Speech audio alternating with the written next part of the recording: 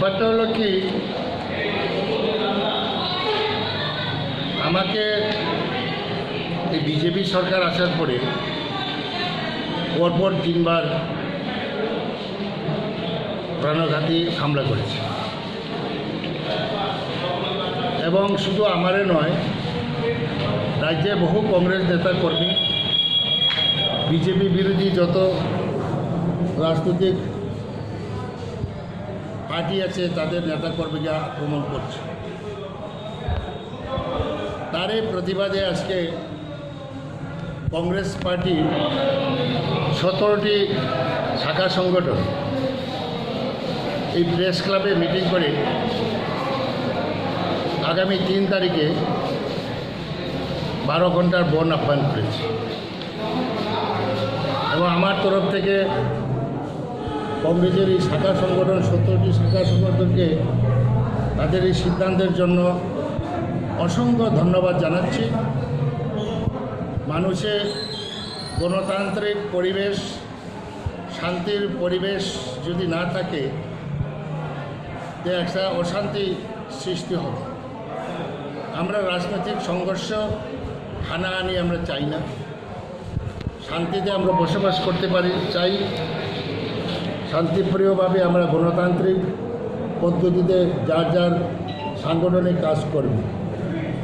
বিরোধী পার্টিরও একটা গুরুত্ব রয়েছে ডেমোক্রেসিতে, কিন্তু বিজেপি সরকার সেই গণতান্ত্রিক অধিকারকে স্তব্ধ করার জন্য তারা বহুবার প্রয়াস দিয়েছে।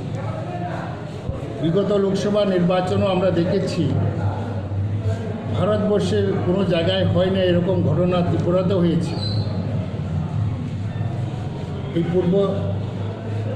পশ্চিম ত্রিপুরা লোকসভা আসনে প্রায় 12টি পোলিং বুথে নেকেডলি রিগিং করেছে।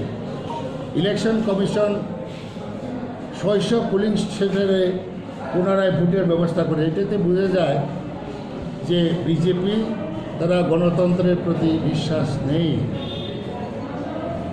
আবাময় ত্রিপুরাবাসীকে আমরা অনুরোধ করব, শান্তিপ্রিয়, গণতন্ত্রপ্রিয় সবার কাছে অনুরোধ রাখবো, আগামী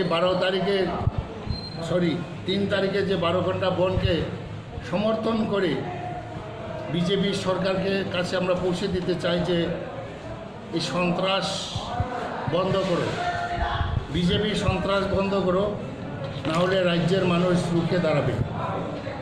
এমনি করোনা মহামারী চলছে এবং এই করোনা মহামারীতে ত্রিপুরার মানুষ যারা আক্রান্ত হয়েছে তারা সঠিক পরিষেবা পাচ্ছে না।